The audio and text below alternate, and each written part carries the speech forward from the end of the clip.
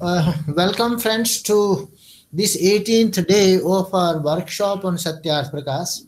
Today we will be deliberating upon the 13th chapter uh, dealing with the Christianity,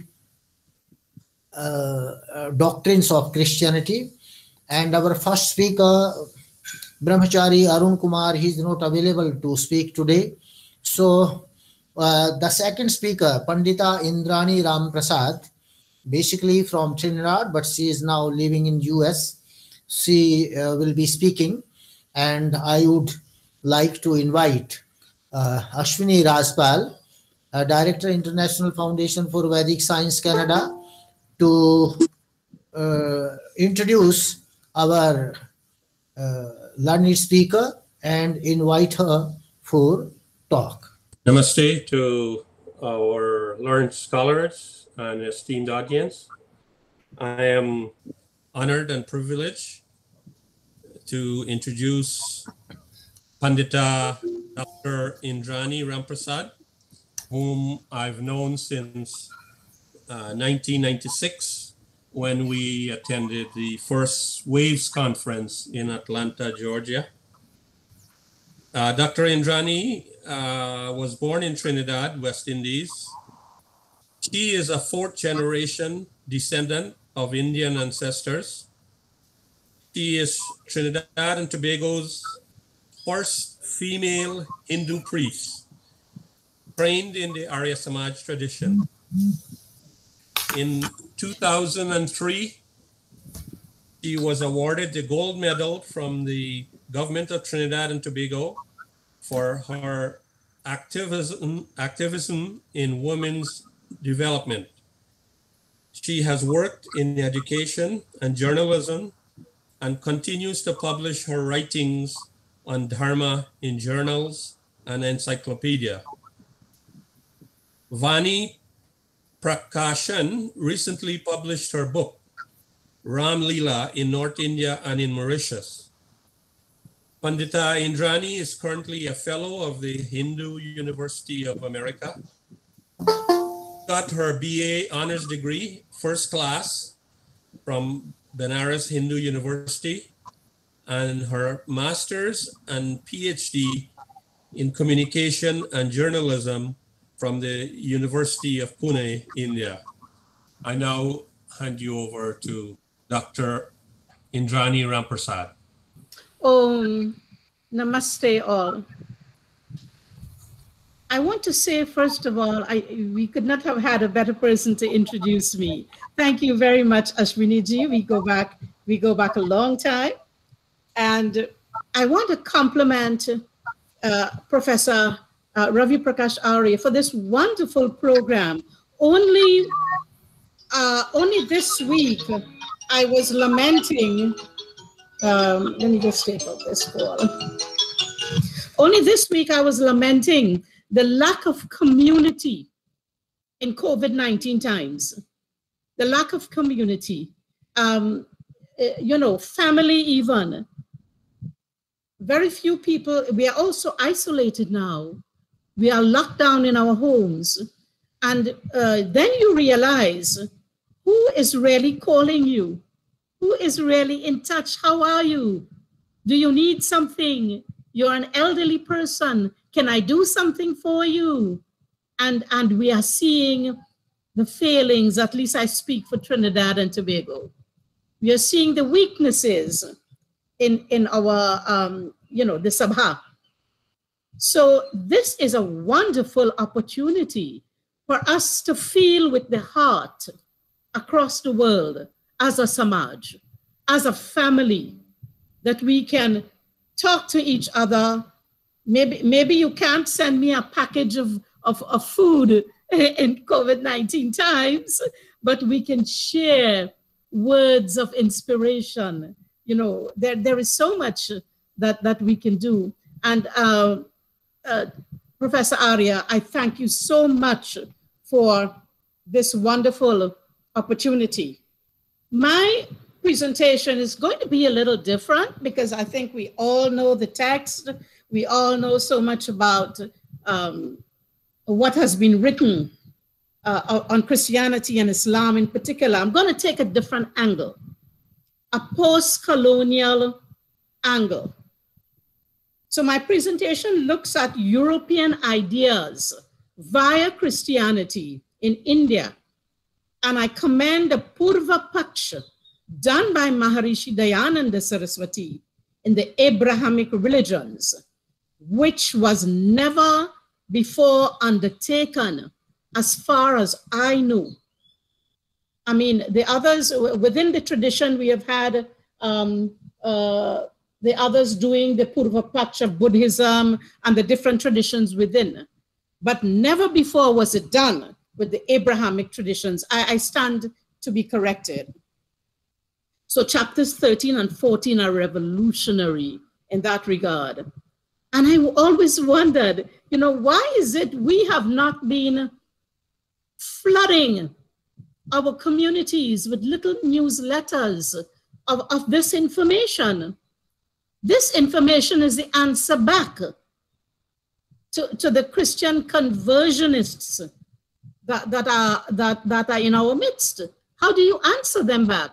And it's all there. It's all, the seed is all there. Now, Indians have had a strong tradition in refuting truth claims of different sampradayas. So it's not unusual to hear, as I said, about Buddhism and so on. But I want to reiterate again, never before have I seen it in Christianity and Islam. Maharishi had such foresight, such foresight.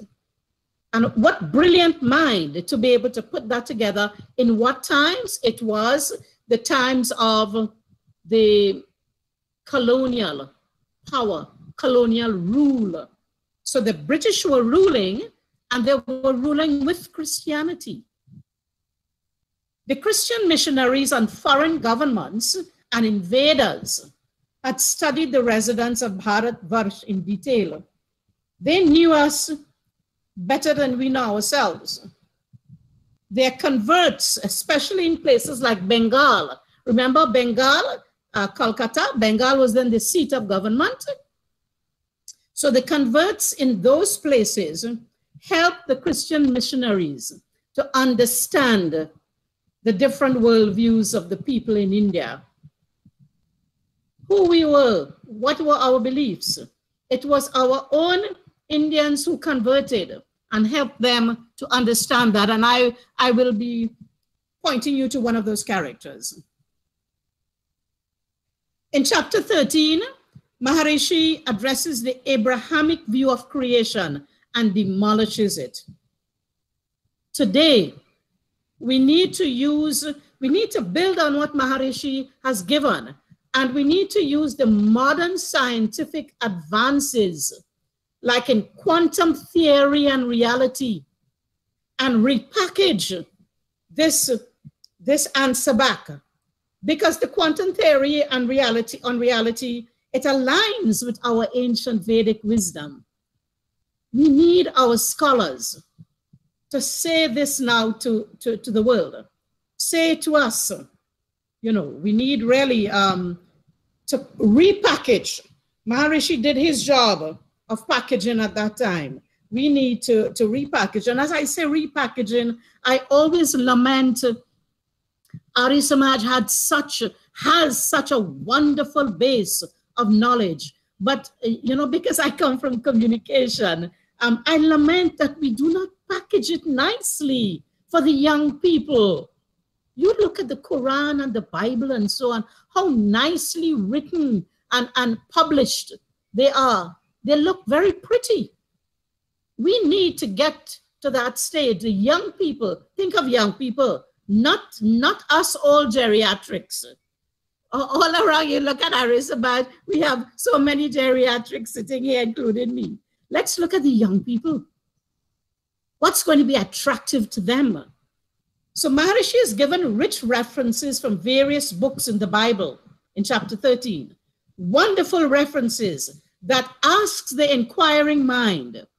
He's telling the inquiring mind, ask the questions about what this is saying about the truth of Satchitananda, of the highest reality. how this is aligned. How does the Christian view of creation align with what we are saying about the highest reality? And now you got quantum theory on your side, on our side. Religions, he said, hardly quarrel over axiomatic truths, but they do over truth claims or faith-based claims. When a truth is a truth, you throw up something and it must fall down. We don't quarrel about that. But when we hold a faith-based reality that, yes, the world was created in so many days and then God had to rest.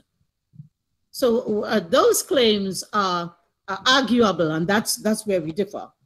India has faced several foreign invasions that conquered its land space and its culture. Now I depart from the very Indian view, Mera Bharat Mahan Hai. Mera Bharat Mahan Hai. It's a kind of view that says, never mind, we are great. Bharat is great.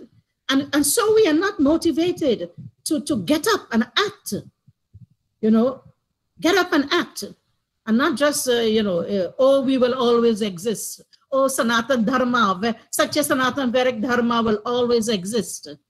The principles will always exist. But if human beings who embody those principles are not there, it will not exist. Gravity will always exist. The truths of our wisdom will always exist. But if we are not there to communicate them, you can't say. We are supposed to be the living examples of Sanatan Dharma. So I find we need to be a little more Rajasic, both Sattvic and Rajasic. We need more Rajasic kind of energy to get our work done. Maharishi is the ideal of that. How much he walked the whole of India. Now you can fly a plane and get from place to place. Look at the sacrifices he did. The invaders from Alexander and the Greeks, the Arab invasions, the Turkish invasions, the Mamluk or the slave dynasty, the Khiljis, the Tughlaqs. And I remember that name Tughlaq when I am in Delhi and I see Tughlaq Road or something. Delhi has the most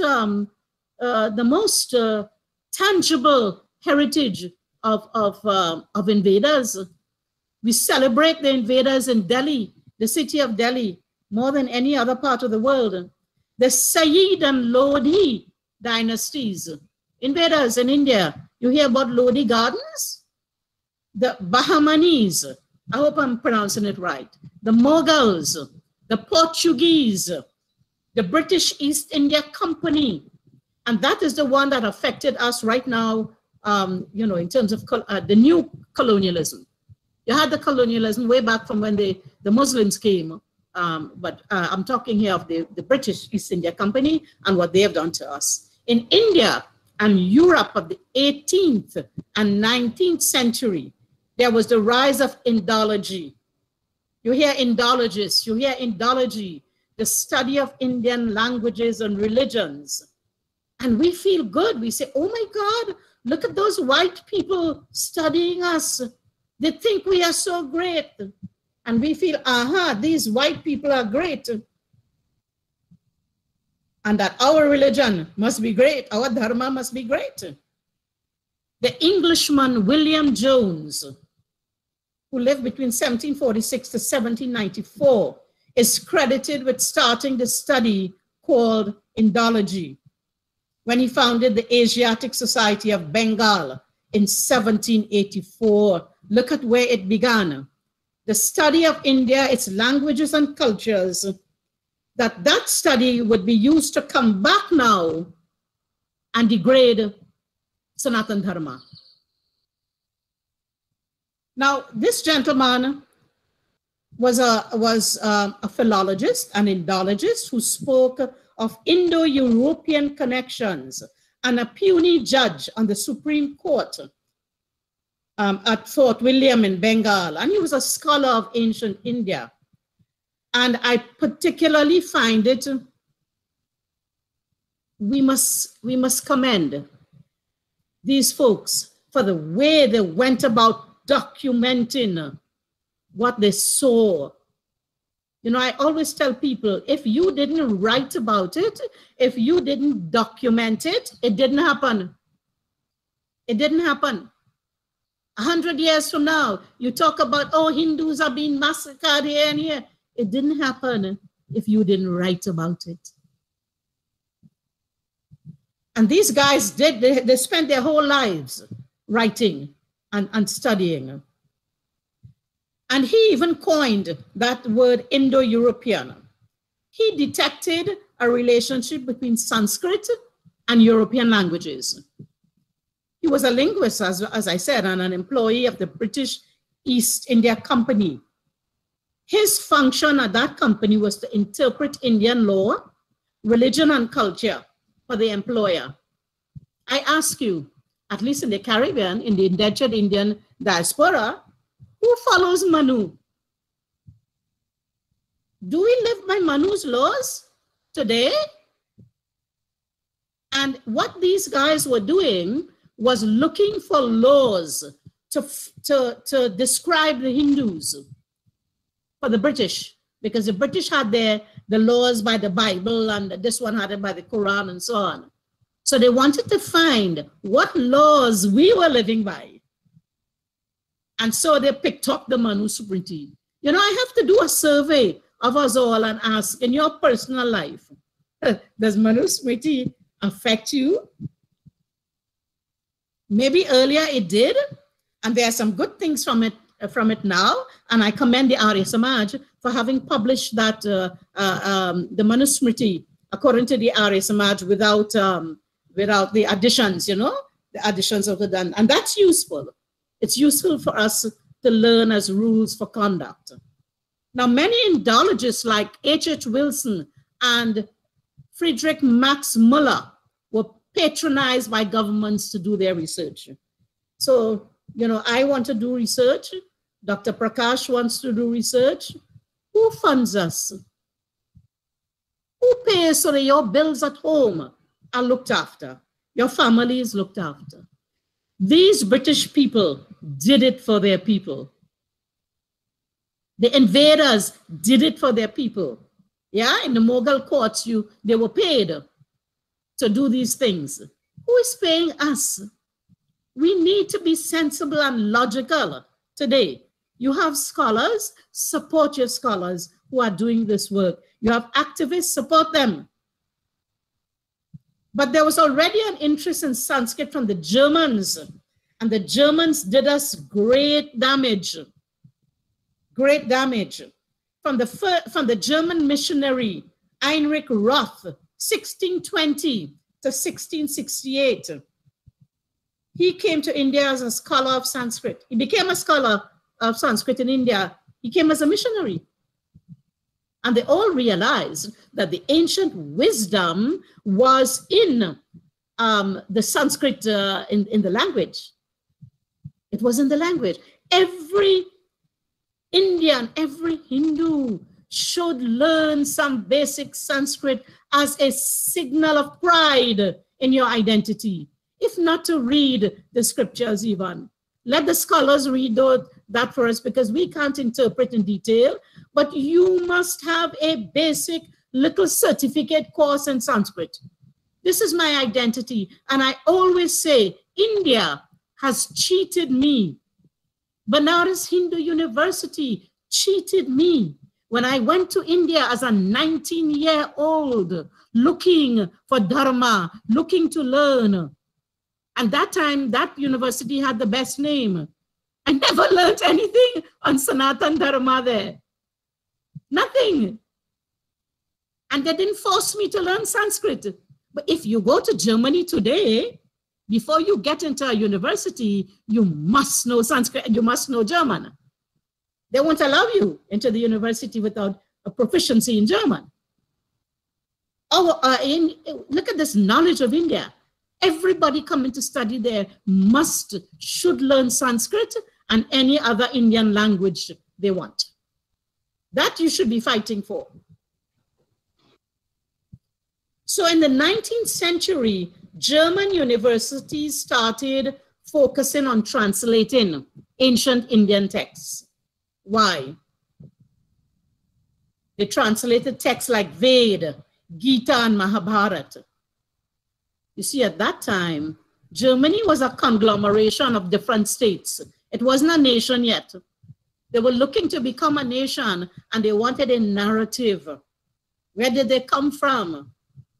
And they posited an Aryan homeland. They said, yes, the Aryans, we are the original Aryans in this homeland somewhere in Europe.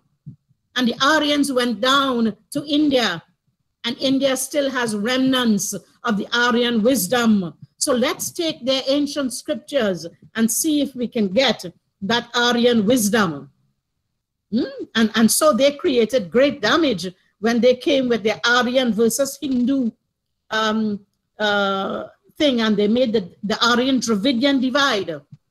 Started then up to now in the logical circles.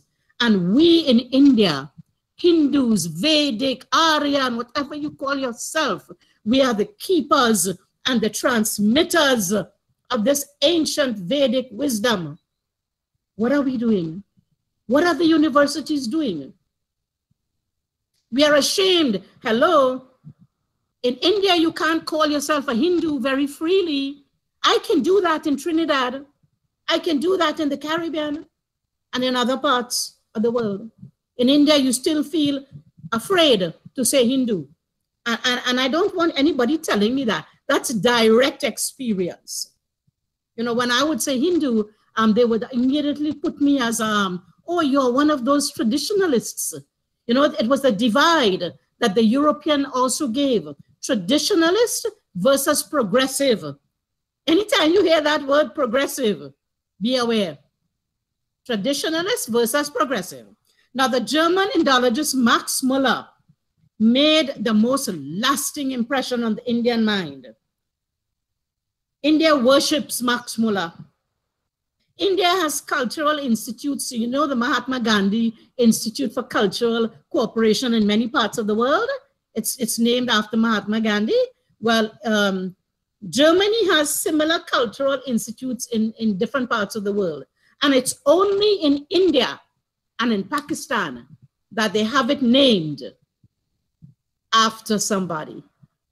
And India named it after Max Muller. And in Pakistan, I forget the name, but it was a woman who studied, it would have been Islam. And so it's named after her. And look at my people in India. We uphold Max Muller.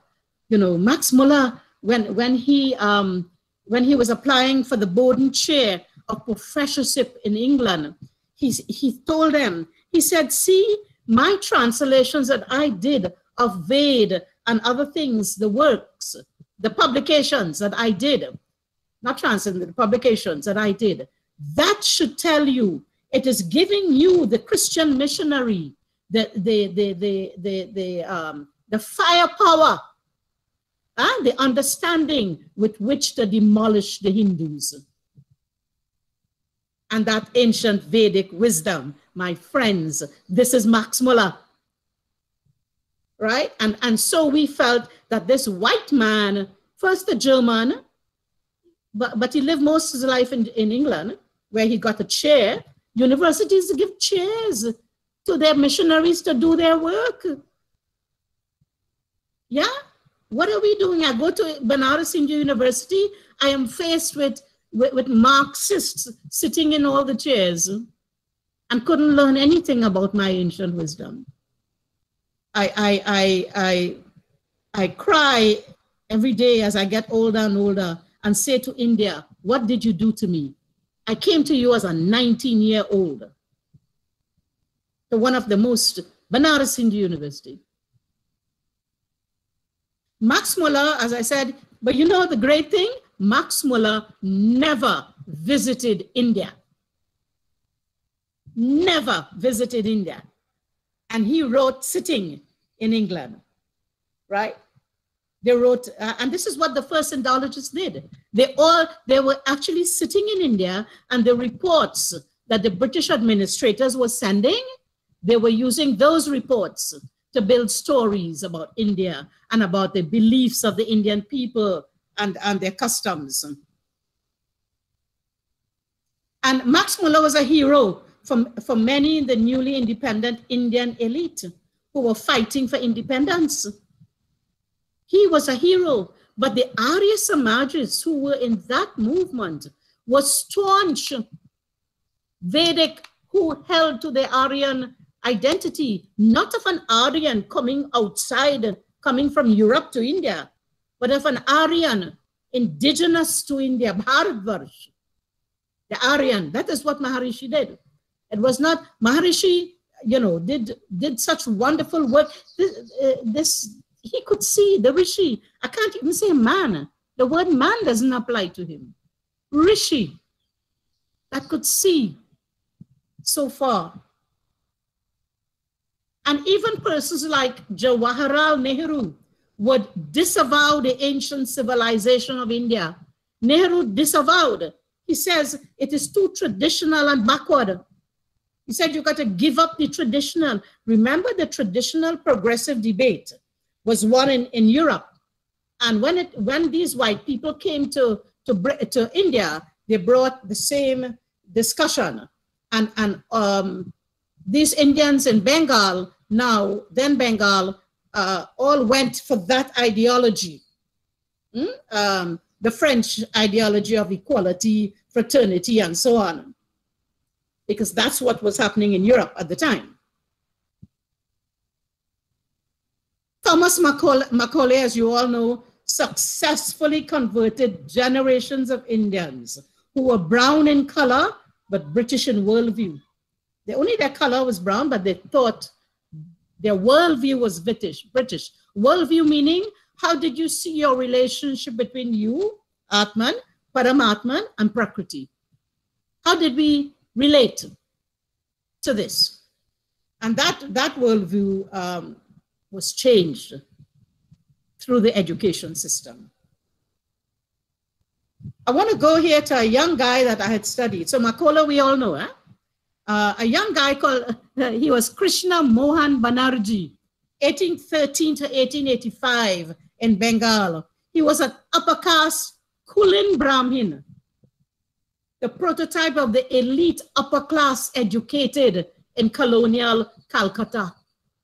You know, at that time, we think Calcutta was really the intellectual capital. You think it, because it was the seat of government. He was educated at a Hindu college. Listen to me. At a Hindu college, just as I went to Banaras Hindu University, but I didn't go the way he did. He was at a Hindu college and was converted to Anglicanism. He became an Anglican in 1832 when he was just 19 years old. Because the missionaries were there working on him. He was the first Bengali priest of the Christ Church, where he preached in Bengali, right? So yes, we love our Sanskrit. We must continue praying in that, but communication, you have to communicate in the language of the people. And we in the diaspora outside of India, the English is a language of the oppressor, that's right, but it's also the native, it is also the motherland, the language that we know, the only language that we know. So you've got to speak to us in English. So when we pray, keep the Sanskrit, but we also must use English to communicate. Friends, the other day I was in a rural area in Trinidad, and I could hear the songs, the old songs of Indian movies blasting on the radio. Nobody understands what the song means. But we have a deep connection. It is Indian. It is my heritage. I can only feel, but I don't understand. And that's happening with our prayer, the pratna. And if in your prayer you can't understand what you're saying, tell me, sisters and brothers, how are you going to communicate the worldview? How are you going to communicate this high knowledge? Notice I said, don't give up the Sanskrit. We're praying in the Sanskrit, but start to explain more in the English. And every Hindu must know a basic certificate course in Sanskrit. And this guy, Banerjee, converted his wife and his future son-in-law, Tagore. You know, the great intellectual Tagore also didn't fight for Hinduism and Vedic Dharma. He was the first president of the Bengal Christian Association. Look at what these converts did. You know, they say when you're converted, you become more committed to wanting to go out and convert the whole world. So we need more people like that in our circle. Now, he came in a time when the spirit was one of protest and revolt against social ills. At that time, they, just like the British were saying, you know, they were against sati and widow, you know, the way widows were treated and so on. So a lot of the young Hindus were also asking questions. And so this guy, instead of finding the answers in the Vedic ancient wisdom, they got taken away with the Christian telling them, hey, come this way, we are equal, and, you know, this is the path. And they were guided by France, Britain, and Italy. These three countries influenced. When I tell you Italy, you remember our freedom fighters who were influenced all there? 23rd August 1831 is a day that rocked Calcutta, conservative Calcutta. On this day, some men of that Bengal group, the young revolutionaries who wanted to change the world, I was one of that in my own time. We all, when we were youths, wanted to change the whole world. That is the spirit of youth. We have to know how to harness it and work with Sanatana Dharma. And what he did, these members of this group, they gathered at the residence of Krishna Mohan Banerjee. This is the reverend I told you. And the reports say he was not there, but I don't know. And they went to his home and they ate bread made by Muslim bakers, and they ate beef. In those days was a big thing, you know, not to eat food cooked by somebody else, and certainly still is not at all acceptable to have beef. And when they did it, you know, they celebrated what they did. They threw the bones over into the neighbor's house. The neighbor was a Brahmin. And that really shocked Bengal, when I say Bengal of the time. And Banerjee's grandfather threw him out of the house. Threw him out of the house. And Banerjee went on to become a Christian. And but he wasn't an ordinary person. He was very educated.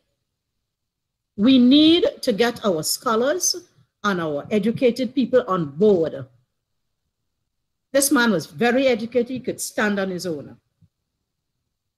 And he says, you cannot study European history without accepting Christianity.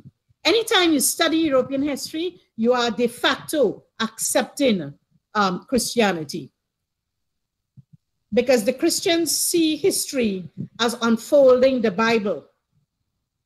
Recently, those of you who are in the know-how, when then President Trump moved the capital, moved his embassy, the US embassy in Israel, when he moved it to Jerusalem, what he was doing, that was part of biblical history.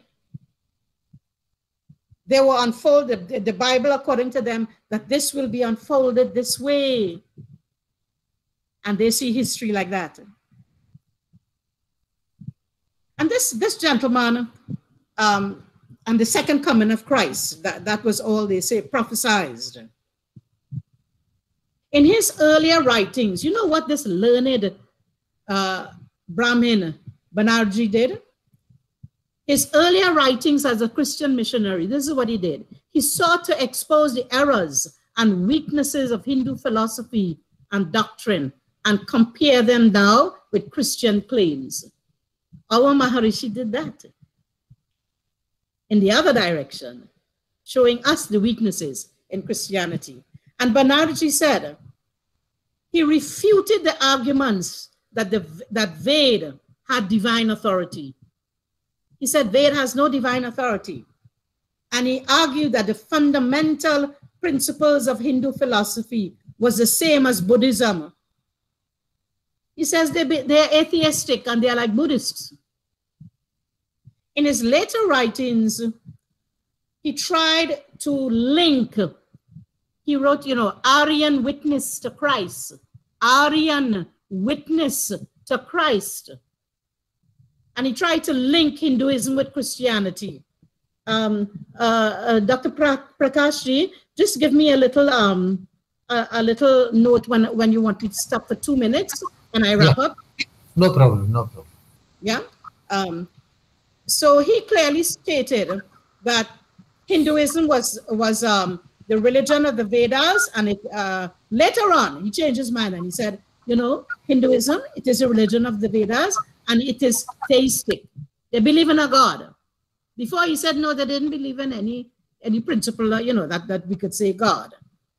Now keep in mind, when we say Satyarth, these guys saying God, concept of some personhood,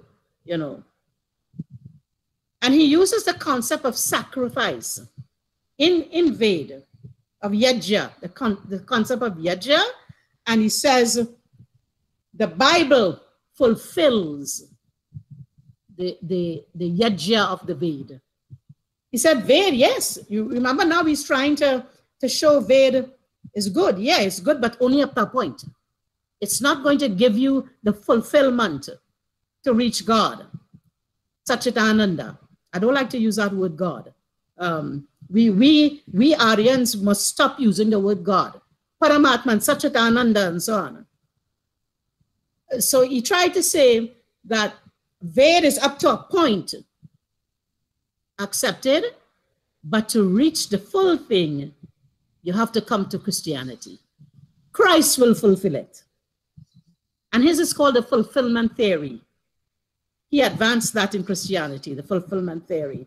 And he made two propositions. He said there was a fundamental similarity in the Christian doctrine of salvation of the world, to save the world, right?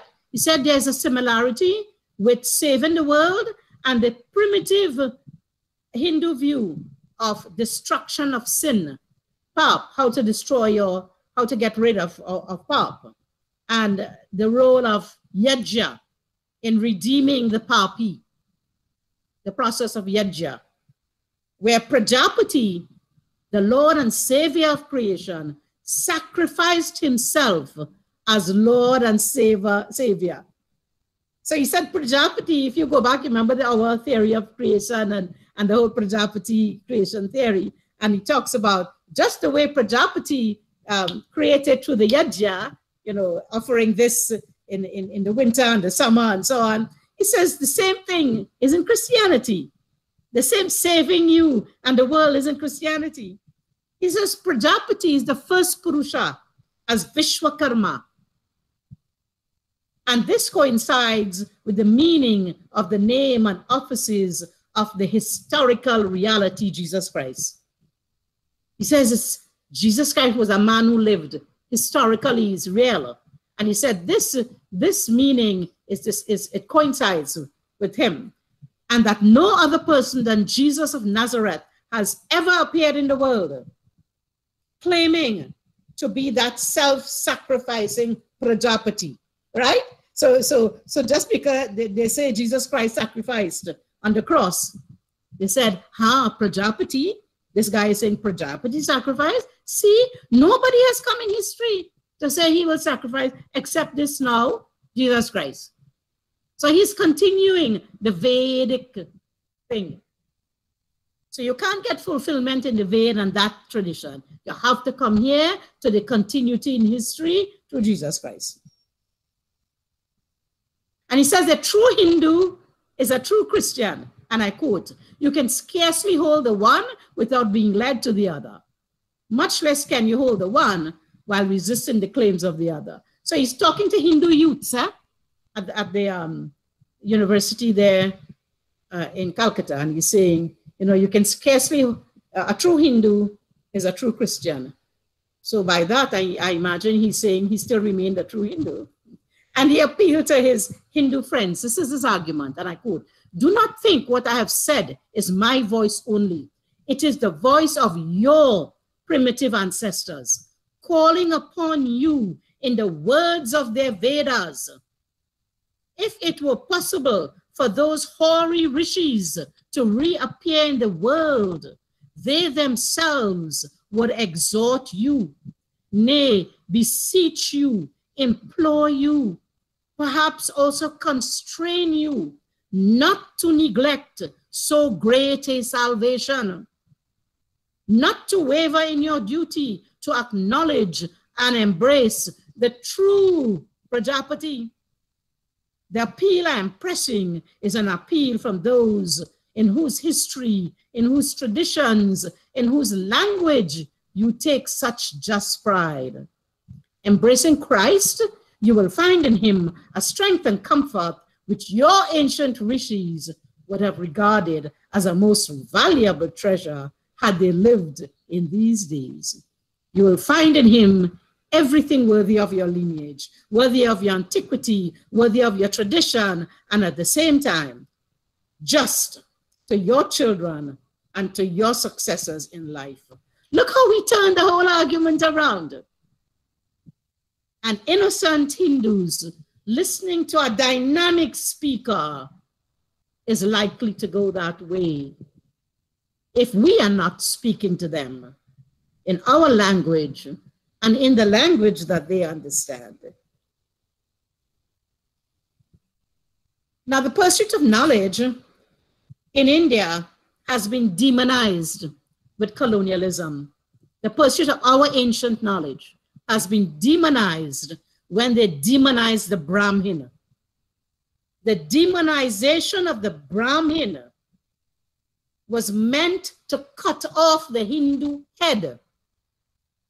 Yeah, we know the Varna description given, the head, intellectual, the Kshatriya, the arms, the Vaishyas, the generator and distributor of wealth, and the Shudras, you know, the service-oriented people. When you cut off the head, the knowledge, what kind of Hindu body is that? You're floundering like a chicken without a head.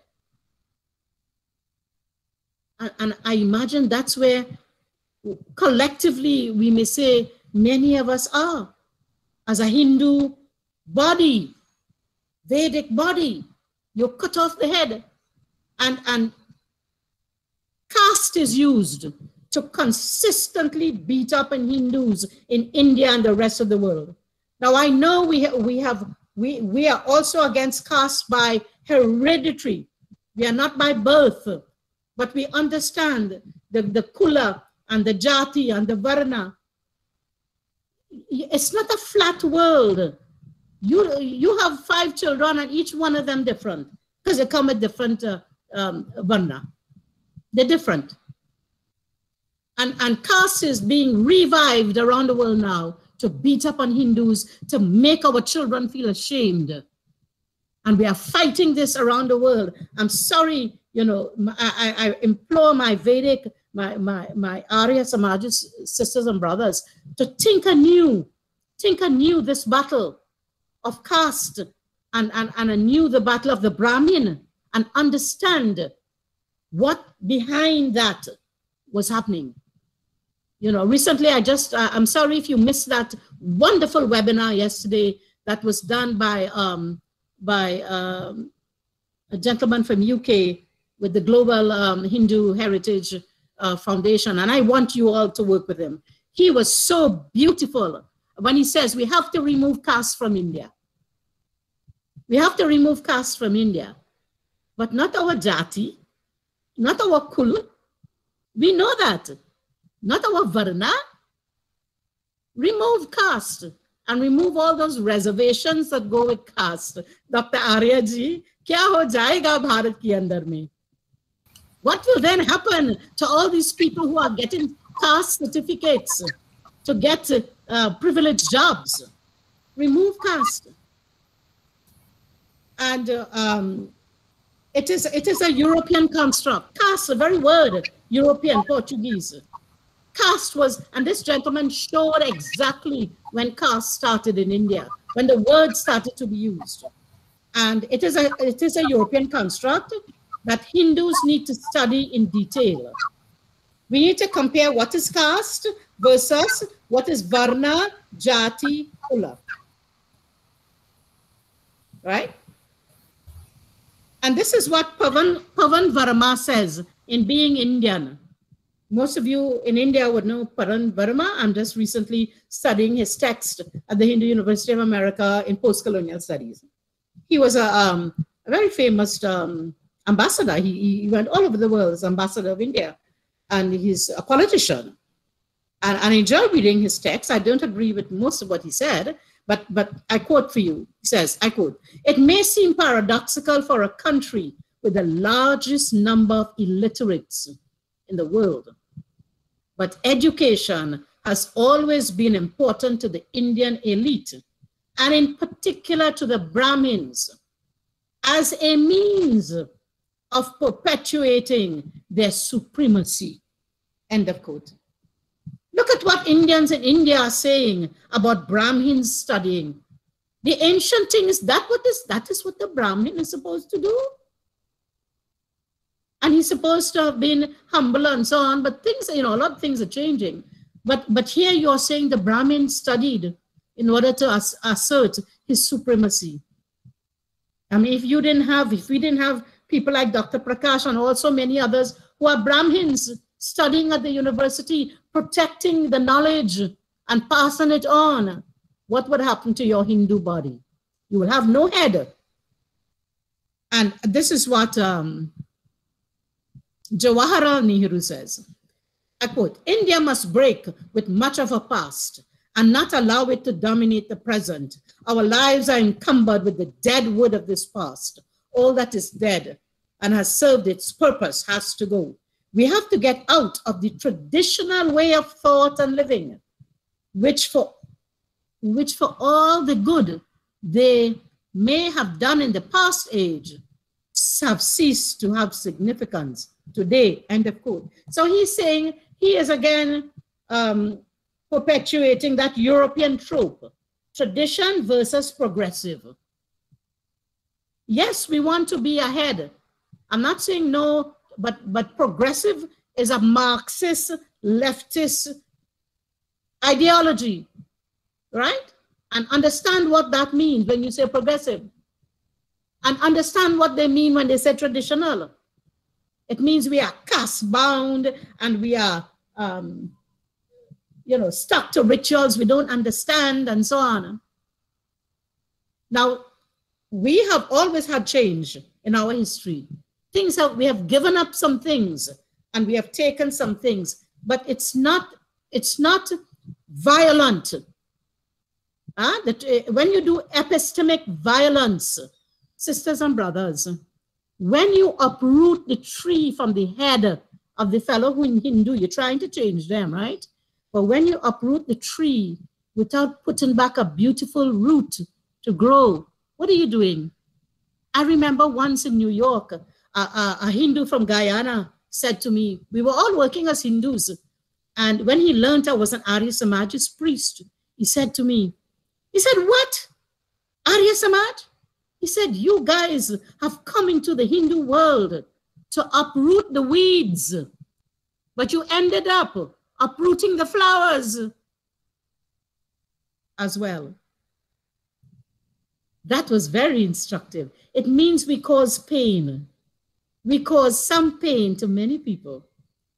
You can bring about change, you can bring about new knowledge without bringing hurt and pain and taking someone from point A to point B.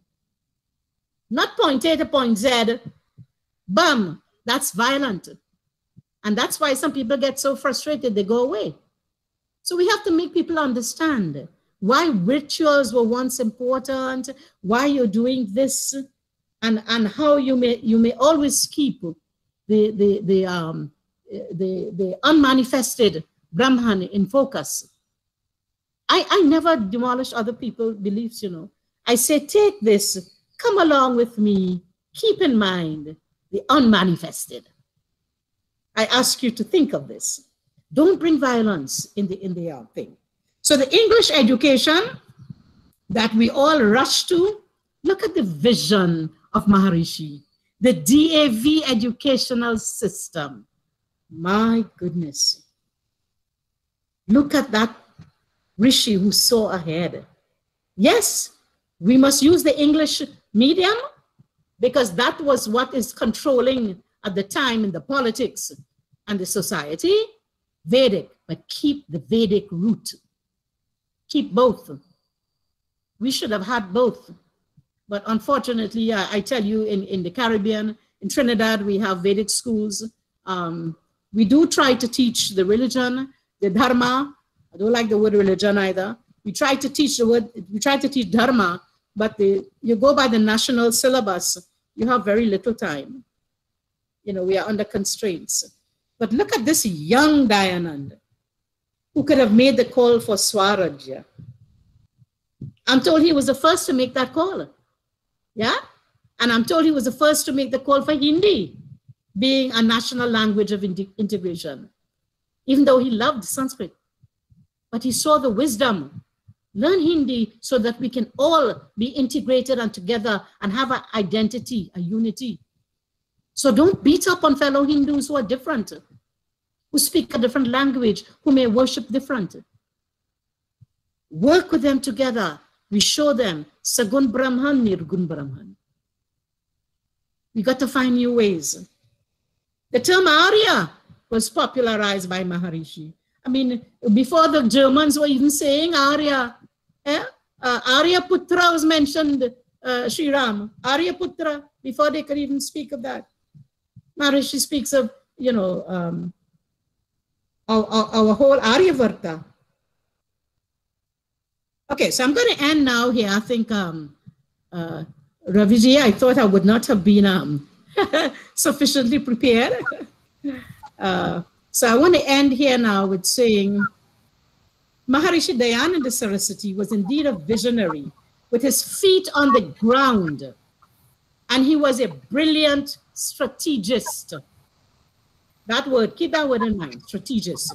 We need to continue that tradition of change and adaptation, repackaging the ancient wisdom to suit the times, and to infuse Vedic Sanatan Dharma, that worldview, in every Arya Samaj home, in our communities, the nation, and the global village.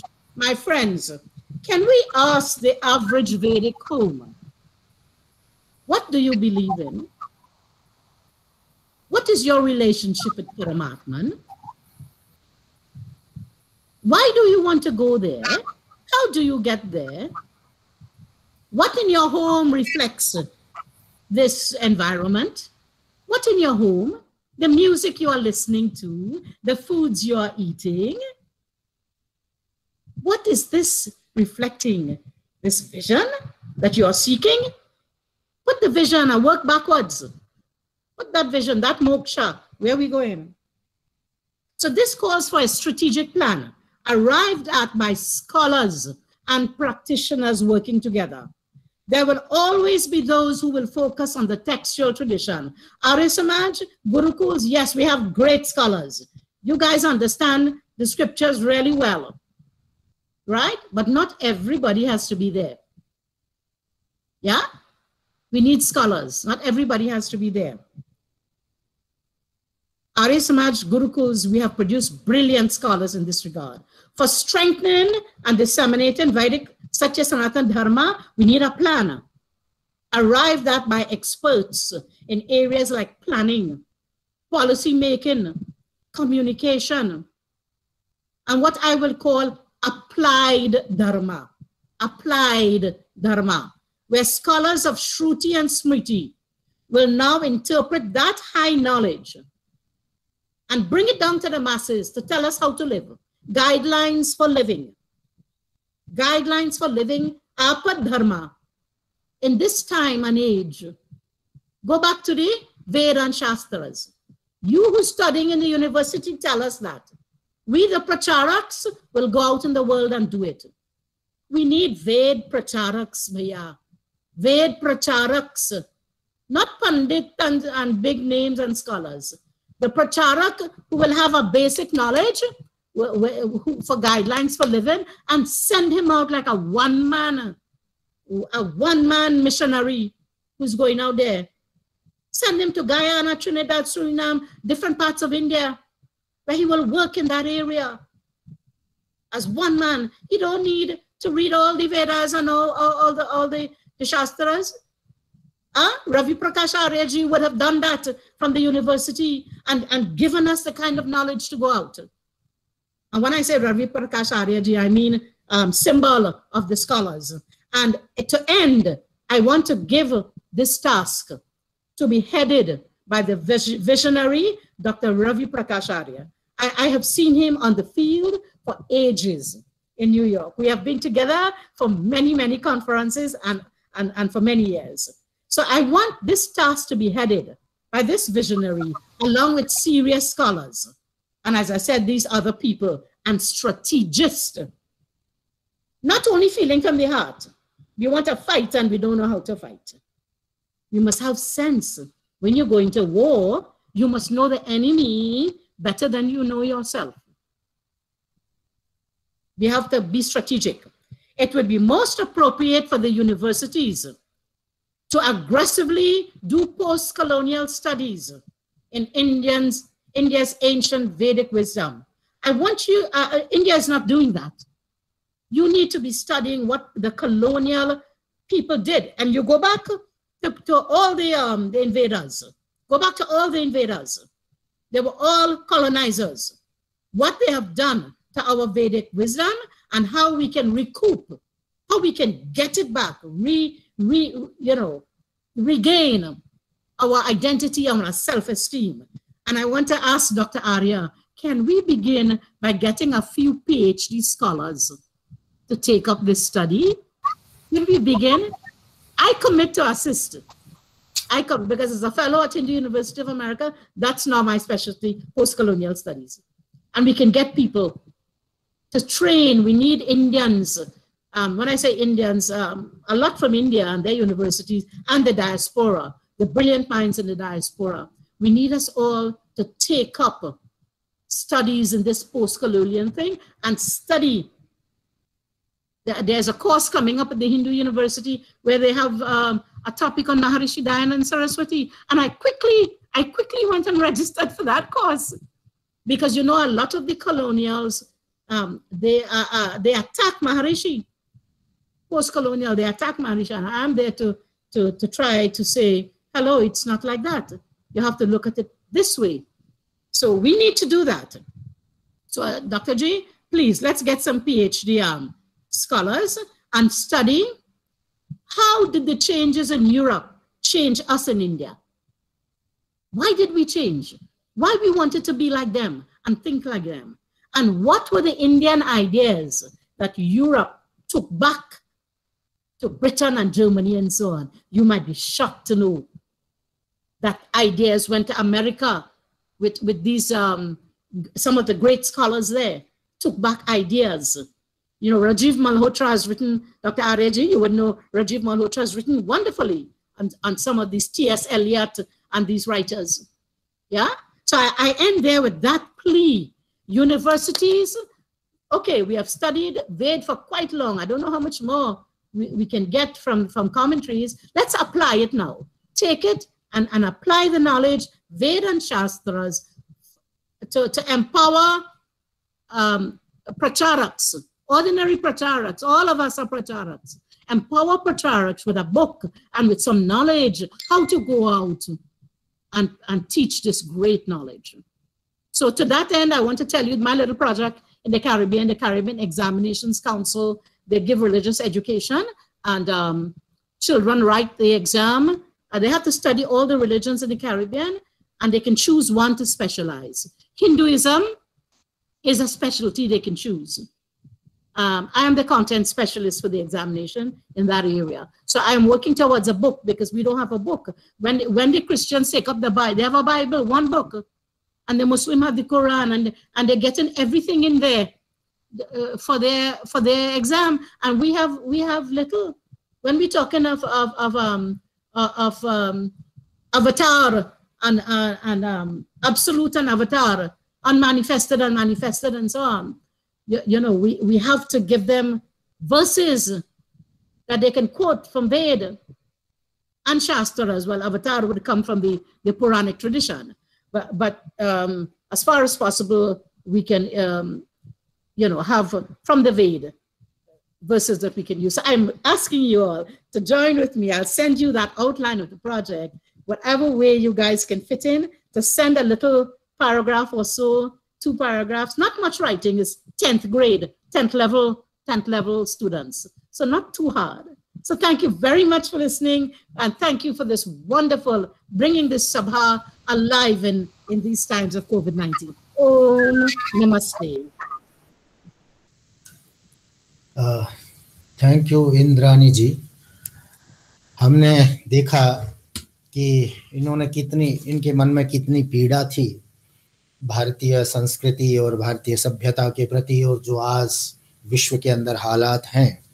आपने बताया कि जो महर्षि दयानंद का जो सत्यार्थ प्रकाश हुआ, ये जो 13वां chapter है, 13वां जो समुल्लास है, इस समुल्लास के माध्यम से उस समय भी महर्षि दयानंद ने क्रिश्चियनिटी में कन्वर्सन को रोका, और अगर इसका प्रचार प्रसार किया जाए तो आज भी कन्वर्सन रुक सकते हैं। ये जो मुस्लिम धर्म में कन्वर्सन है, क्रिश्चियनिटी में कन्वर्सन है, ये इनके लिए एक व्यापक बहुत बड़ा हथियार है। परंतु दुख की बात यह है कि आर्य समाज के लोग अब इन 4 जो ये चैप्टर्स हैं, इन पे काम नहीं करना चाहते। उन्होंने एक ढंग से इनको बंद कर दिया है। और आपने यह भी बताया कि महर्षि दयानंद ने जो वैदिक विचारधारा थी, प्राचीन जो वैदिक विचारधारा थी, उसको नए परिदृश्य में, एक नए पैकेज में रखा। और आज आवश्यकता है कि इसी सत्यार्थ प्रकाश को भी आज के परिदृश्य में एक नए पैकेज में रखा जाए। और आपने बताया कि जो ईसाईयत का जो सृष्टि विषय का विचार था, महर्षि दयानंद ने उसका बहुत अच्छे से खंडन किया, और इस पे मैं भी बात करूंगा अगले लेक्चर में। और इन्होंने कहा, इनकी पीड़ा थी कि भारत, हम चिल्लाते हैं, नारा देते हैं कि मेरा भारत महान, परंतु यह भारत महान तब रहेगा तब इसमें कोई उस महानता की संस्कृति का पोषक बचेगा। और आज जिस प्रकार से जो दौरा चल रहा है, उसमें लगता नहीं कि भारत की ये जो संस्कृति है कुछ अगले वर्षों में बच पाएगी। आपने बताया कि भारत में जितने इन्वेडर्स आए, जितने आक्रमणकारी आए, उन सबके स्मृति चिन्ह हैं। आप दिल्ली में जाएंगे तो आप देखेंगे, लोधियों ने आक्रमण किया तो लोधी रोड भी वही है। तो सब, मैं सबके नाम नहीं ले रहा क्योंकि मैं संक्षेप में इसका हिंदी में आपको बताना चाहता हूं। तो जितने आक्रमणकारी आए, उन सब के स्मारक भारत के अंदर है, दिल्ली में है, आपको यह दिखाने के लिए कि ये आपके आका हैं और आपको इनके गुलाम बन के रहना है, और आपका भविष्य भी इसी गुलामी में, वैचारिक, अब राजनैतिक गुलामी नहीं है, अब वैचारिक गुलामी का समय आ गया है। आपने यह भी बताया कि जो 18वीं शताब्दी में जो भारत के संदर्भ में भारतीय विद्याओं का अध्ययन 17वीं शताब्दी में यूरोप में प्रारंभ हुआ। और किस लिए प्रारंभ हुआ? वो यूरोप के लोग देखना चाहते थे कि ये भारत के लोग क्या पढ़ते हैं, इनके सिद्धांत क्या हैं, इनके नियम क्या हैं। तो उन लोगों को, उनको पढ़ने के लिए भारत विद्याओं का प्रारंभ हुआ। और क्योंकि जब तक किसी देश का सही ज्ञान न हो, उनके लोगों की संस्कृति, उन लोगों के नियमों का ज्ञान न हो, तब तक आप किसी देश पर शासन नहीं कर सकते हैं। तो उसके बाद वो भारतीय, उन्होंने भारत में प्रवेश किया। और विलियम जोन्स जैसे लोगों ने, विलियम जोन्स का काम क्या था कि भारतीय जो लॉ था, भारतीय जो कानून था, उस समय की जो व्यवस्था थी, उसको इंटरप्रेट करते थे, उनको बताते थे अंग्रेजों में कि ये इनका संविधान है, ये इनके विधान है।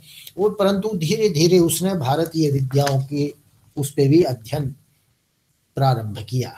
और उसके बाद 1835 तक आते आते मैकॉले ने हमें ये समझाया कि हमारा जो साहित्य है, जो हमारी संस्कृति है, जो हमारी शिक्षा है, उसका कोई महत्व नहीं है।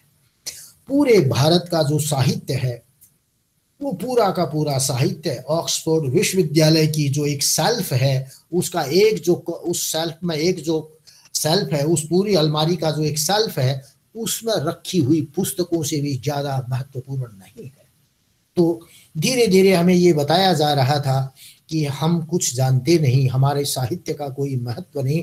और इसी श्रेणी में हम आगे बढ़ते हैं तो जर्मन स्कॉलर्स आए, कितने वेस्टर्न स्कॉलर्स आए, उन्होंने भारतीय विद्याओं का अध्ययन किया। परंतु जो उस समय विद्याओं का, भारतीय विद्याओं का अध्ययन हो रहा था, केवल इसी माध्यम, इसी उद्देश्य के लिए हो रहा था कि इस पूरे भारतवर्ष को क्रिश्चियनाइज कर दिया जाए। और मैं आपको बताना चाहता, अगर महर्षि दयानंद न होते तो आज हम में से एक भी हिंदू या वैदिक धर्मी नहीं बचता, सब लोग क्रिश्चियन होते। और मैक्स मुलर तो लिखता है, मैक्स मुलर लिखते हैं, ये जो मेरा वेद भाष्य और ये सब ट्रांसलेशंस हैं, ये आगे चल करके ब्रिटिश साम्राज्य के लिए भारत में जो ईसाइयत का रास्ता है उसको सरल बना देगा। तो आपको इस ढंग से हमें हमारे साहित्य को प्रस्तुत किया जा रहा था कि हम सब लोग अपने आप में हीन भावना रखें, और उन लोगों में एक सुपीरियोरिटी कॉम्प्लेक्स वो बना रहे थे, अपना पैदा कर रहे थे कि हम सुपीरियर रेस हैं, ताकि जो इंफीरियर भारतीय हैं वो सुपीरियर लोगों का अनुकरण करें। परंतु बड़ी महत्व की बात है, जब महर्षि दयानंद ने सत्यार्थ प्रकाश लिखा तो पूरी क्रिश्चियनिटी की सुपीरियरिटी को धराशायी कर दिया 13वें समोल्लास में, पूरे मुस्लिम जगत की सुपीरियरिटी को धराशायी कर दिया 14वें समोल्लास में। और जो भारत की वीकनेस थी, जो भारत के धर्मों में, संप्रदायों में जो कमी थी, जिसको हाईलाइट करके यूरोप के लोग, क्रिश्चियंस लोग, इस्लाम के लोग भारतीयों का इस्लामीकरण, भारतीयों का ईसाईकरण कर रहे थे, महर्षि दयानंद ने उसको एकदम फुल स्टॉप लगा दिया। क्रिश्चियन इतिहासकार लिखता है, ब्रिटिश हिस्टोरियन लिखता है कि ये जो दयानंद है ये दो काम कर रहा है, अपने धर्म को प्यूरिफाई कर रहा है और इन दोनों धर्मों को, इनकी सुपीरियरिटी को समाप्त कर रहा है, ताकि भारतीय फिर एक बार जागृत हों, अवेकनिंग आए। और हम देखते हैं जो भारत की आज़ादी में भाग लेने वाले जो 80% लोग हैं, उनमें से आर्य समाज की विचारधारा से प्रभावित लोग 80%।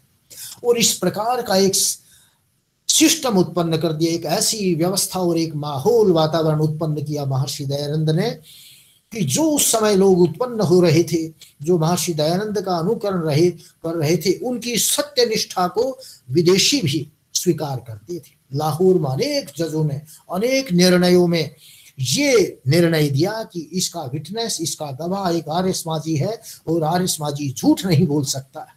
तो इस प्रकार का प्रभाव जो भारत की संस्कृति को जितने हीन भाव से वहां पर उपस्थित कर दिया गया था, उसको उतने ही एक विस्तृत रूप में महर्षि दयानंद पूरे विश्व के समक्ष रख रहे थे। तो आपने ये भी बताया कि धीरे धीरे जब ब्रिटिश भाषाओं का यहाँ पर प्रारंभ हुआ, भारतीय विद्या का, इंडोलॉजी का अध्ययन प्रारंभ हुआ, तो तब प्राग भारोपीय भाषाएं, इंडो यूरोपियन लैंग्वेज, और उससे पहले प्रोटो इंडो यूरोपियन लैंग्वेज की भी बात की जाने लगी। और जो संस्कृत की सुपीरियोरिटी था उसको धराशायी कर दिया गया और कहा कि संस्कृत, लैटिन, ग्लाव, स्लाव, ग्रीक इत्यादि भाषाएं किसी प्राग भारोपीय, एक प्रोटो इंडो यूरोपियन भाषा से उत्पन्न हुई, और ये मदर लैंग्वेज नहीं है सिस्टर, ये सभी सिस्टर लैंग्वेजेज हैं। ये एक समकक्ष भाषाएं हैं, लैटिन, संस्कृत और गॉथिक, स्लाव भाषाएं, ये समकक्ष भाषाएं हैं, संस्कृत मदर लैंग्वेज नहीं है। इस प्रकार से हम देखते पूरा अपरूट जड़ से हमें समाप्त किया जा रहा था धीरे धीरे। और एक बहुत अच्छी नई बात यूरोप के लोगों ने हमें दी, जर्मन के लोगों ने हमें दी, कहा कि आर्य बाहर से आए हैं, और भारत में आर्य और द्रविड़ के नाम से विभाजन उत्पन्न कर दिया गया कि ये लोग लड़ेंगे। और उसके बाद उसी प्रकार से यहाँ जातीयगत विभाजन भी पैदा किया गया, उसका बहुत प्रचार प्रसार किया गया, यद्यपि वो उस ढंग से प्रिवेलेंट नहीं था जिस प्रकार से यहाँ पर उसका प्रचार हुआ यूरोप के माध्यम से, ब्रिटिश शासकों के माध्यम से। और आपने यह भी पीड़ा व्यक्त की कि इनको बहुत दुख हुआ जब ये 19 वर्ष की ये नाम सुनकर के बनारस हिंदू विश्वविद्यालय में आई और इन्होंने देखा कि वहाँ संस्कृत की कोई पढ़ाई नहीं है। अगर कोई जर्मन में जाता है उसके लिए जर्मन सीखना आवश्यक है जर्मन के विश्वविद्यालय में पढ़ने के लिए, परंतु हमारे भारतवर्ष आज भी इतनी आज़ादी के 70-75 वर्ष हम मना रहे हैं, हम जश्न मनाते हैं, परंतु जब यहाँ पर कोई विद्यार्थी पढ़ता है, विदेश से पढ़ने के लिए आता है या यहाँ के जब लोग पढ़ते हैं, तो कोई अनिवार्यता नहीं कि आप संस्कृत का एक छोटा सा 3 मास का भी कोर्स करें, ऐसा कोई विधान और प्रावधान इस देश के अंदर नहीं है। ये सब जो चीजें ये दिखाती हैं कि हम कितने थोते हैं, हमारा जो हम अपने गौरव की बात करते हैं वह कितना झूठा और घटिया हमारा आचरण और इतिहास है। जो हम कहते हैं उसको हम ट्रांसलेट नहीं कर सकते, उसको हम क्रियान्वित नहीं कर सकते। आपने यह भी बताया कि किस प्रकार से 18वीं 19वीं शताब्दी में उन ब्राह्मणों को कन्वर्ट किया गया अंग्रेजों के द्वारा जो कि इस देश की दिशा और दशा को निर्धारित करते थे। आपने एक कृष्ण मोहन बैनर्जी का उदाहरण दिया जो कि ईसाई भी बना, उसने अपनी पत्नी और पुत्र को भी ईसाई बनाया और बंगाल क्रिश्चियन एसोसिएशन का पहला प्रेसिडेंट भी बना। और ऐसे लोग, और इन लोगों ने स्वयं भारत के लोगों की वीकनेस भी कहाँ थी, वो जो उन्हीं का जो इलीट वर्ग था उन्होंने उस वीकनेस को उत्पन्न किया और उसी वीकनेस का प्रचार कर करके भारत की गरिमा को, भारत के लोगों को ये बताने का प्रयत्न किया कि आपका कोई महत्व नहीं है। यदि आप विकसित होना चाहते हैं, यदि आप आगे बढ़ना चाहते हैं, यदि आपको अंग्रेज यूरोप के साइंस को पढ़ना है तो आपको ईसाई बनना पड़ेगा, क्योंकि ईसाइयत का जब चश्मा आप पहन लेंगे तो आपको विज्ञान समझ में आएगा। और उससे पहले बाइबल का विज्ञान हम सब जानते हैं और महर्षि दयानंद का ये 13वां अध्याय बताता है कि उनके पास कैसा विज्ञान था, परंतु हमें समझा रहे हैं कि जब ईसाइयत का आप चश्मा पहन लेंगे तब आप यूरोप के विज्ञान को समझने लगेंगे। तो ये सब चीजें, और ये भी सच्चिदानंद जैसे लोगों का आपने नाम लिया, उन्होंने ये भी बताया कि बाइबल में जो बातें हैं वो सब वेद की बातें हैं, और जो ईसा मसीह का जो क्रूसिफिक्शन था वो जो पुरुष मेध हुआ प्रजापति परमेष्ठी का, वही तो था, यही बाइबल, यही तो पुरुष मेध यहाँ हो रहा है। और वो वेद का जो साक्षात उदाहरण तो ईसा मसीह है। तो ये बताया जा रहा था कि किस, और यही नहीं, उस चकाचौंध से ईश्वर चंद्र विद्यासागर और केशव चंद्र शील सब अंग्रेजी अध्ययन की पुष्टि कर रहे थे, उसका समर्थन कर रहे थे और ईसाइयत को बढ़ावा दे रहे थे। और इवन के बनारस के बहुत बड़े पंडित जिन्होंने महर्षि दयानंद से शास्त्रार्थ किया, वो भी अंग्रेजों का स्तुति गान कर रहे थे, उनका धन्यवाद कर रहे थे, उनके लिए थालियों से उनकी पूजा कर रहे थे कि आप हमारे देश में आए हैं, हमारा सौभाग्य। इस प्रकार की व्यवस्था, इस प्रकार के पढ़े लिखे लोग, और ये माध्यम अकेला महर्षि दयानंद उस समय था भारत के इतिहास में जिसने सही दर्शन, दिग्दर्शन दिया, पूरा विश्व के साथ लड़ा, अंग्रेजों के साथ युद्ध किया, वैचारिक संघर्ष किया, भारतीय जो कुरीतियां थी, भारत के जो तथाकथित विद्वान लोग जो अंधविश्वास में फंसे हुए थे उनके साथ संघर्ष किया, बैलगाड़ी घोड़ा गाठी में बैठ बैठकर जो पूरे देश का भ्रमण कर रहा था, ऐसा व्यक्ति उसने हमें एक सही रास्ता दिया। परंतु दुख की बात है कि उस उतने महत्वपूर्ण कार्य के लिए भी भारतीयों ने ही महर्षि दयानंद का विरोध किया। एक आलमगीर नाम का एक साधु था, उसने कानपुर में एक मुकदमा डाला महर्षि दयानंद पर और आर्य समाज पर, और कहा कि ये जो साधु है ये अंग्रेजी सरकार की गद्दारी कर रहा है, ट्रेचरी कर रहा है, इसे तो मृत्यु दंड मिलना चाहिए। और वहां का जो जज था पी हैरिसन, उसने कहा नहीं, ये काम नहीं कर रहा है, ये भारतीयों के लिए ऐसा रास्ता उत्पन्न कर रहा है ताकि वो अपने आप को समझ सकें और अपना भाग्य स्वयं बना सकें।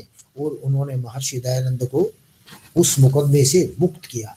तो आप देखिए वही गद्दार भारतीय जिनके रगों में गद्दारी का खून जोड़ता था, जो पैसे पर कहीं भी अपने सर्वस्व को लुटाने के लिए तैयार थे, वो व्यक्ति महर्षि दयानंद का उस समय विरोध कर रहे थे, जबकि यूरोप की मनीषा समझ रही थी कि इसका कितना आंतरिक और कितना महान इसका दर्शन है, किस प्रकार से यह अपने लोगों को, अपने भारतीयों को एक भविष्य की दिशा देना चाहता है, परंतु भारतीय लोग उसको समझना नहीं चाहते थे।